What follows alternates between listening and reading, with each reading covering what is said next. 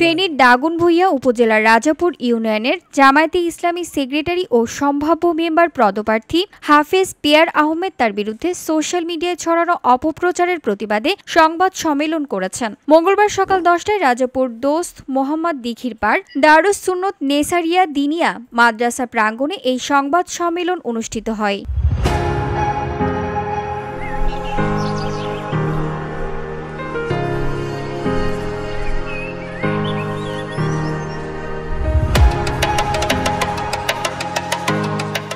হাফিজ peer Ahmed অভিযোগ করে বলেন, নাসির উদ্দিন মজনু নামের একটি ফেসবুক আইডি থেকে ভিত্তিহীন, অসত্য ও উদ্দেশ্যপ্রণোদিত তথ্য ছড়িয়ে তাকে মাদক ব্যবসায়ের সঙ্গে জড়িত দেখানোর চেষ্টা করা হচ্ছে। এতে তার ব্যক্তিগত সুনাম, পরিবারের সামাজিক মর্যাদা ও রাজনৈতিক অবস্থান ক্ষুণ্ণ হচ্ছে। তিনি বলেন, এসব মিথ্যা ও উস্কানিমূলক তথ্য স্থানীয় নির্বাচনী পরিবেশ অস্থিতিশীল করার অপচেষ্টার অংশ। আমরা সবসময় অন্যায়ের বিরুদ্ধে থেকেছি। কেউ যদি আমার বিরুদ্ধে আনা অভিযোগ প্রমাণ করতে পারে, আমি যে কোনো শাস্তি মাথা পেতে নেব। পরবর্তীতে এখন মজনু যে আমার নামে প্রোপাগান্ডা চালাইছে, এটার জন্য তীব্র নিন্দা জানাই এবং আমার এলাকার ক্ষতি হয়েছে, এলাকার সবাই মান সম্মান ক্ষুণ্ণ হয়েছে। এই জন্য আমি প্রয়োজনে সামনে দিয়ে আইনি ব্যবস্থা নেওয়া হবে, নিব আশা করি। এরকম যদি সম্পৃক্ত যদি পাওয়া যায় আইনগতভাবে এবং সামাজিকভাবে আমাকে যে শাস্তি আমি যোগ্য, আমি ওইটা মাথা পেতে নিব।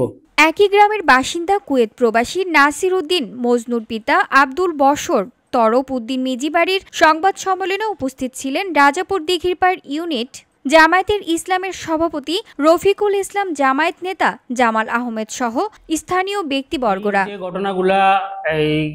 রফিকুল ইসলাম বলেন, সমাজের কয়েকজন ব্যক্তি ইচ্ছাকৃতভাবে বিভ্রান্ত সৃষ্টি করছে। হাফেজ পিয়ার আহমেদের বিরুদ্ধে আনা অভিযোগ সম্পূর্ণ ভিত্তিহীন মন্তব্য করেন। তিনি অবশেষে হাফেজ পিয়ার আহমেদ অপপ্রচার বন্ধে সংশ্লিষ্ট কর্তৃপক্ষের হস্তক্ষেপ কামনা করেন এবং অপপ্রচারকারীর বিরুদ্ধে আইনানুগ ব্যবস্থা নেওয়ার ঘোষণা করেন। এই জিনিসগুলো আসলে এই কিছু লোক ইচ্ছাকৃতভাবে ছড়াইতেছে আমাদের সমাজে। যেন আমাদের সমাজটা খুব সুন্দর, ভালোভাবে আমরা সবাই আছি, দু একজন লোক খারাপ আছে, আমরা এগুলো নিয়ে সবসময় প্রতিবাদ করি।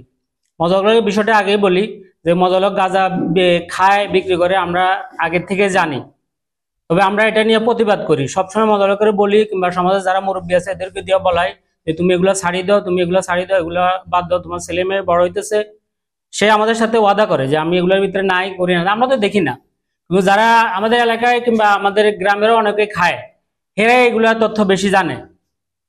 এখন এই ভিওডি বাংলা নিউজ ডেস্ক। মজালকের বাড়িতে যারা গেছে তারাও ভালো উদ্দেশ্যে গেছে হয়তো, যে আমরা এটা মানে যদি ধরতে পারি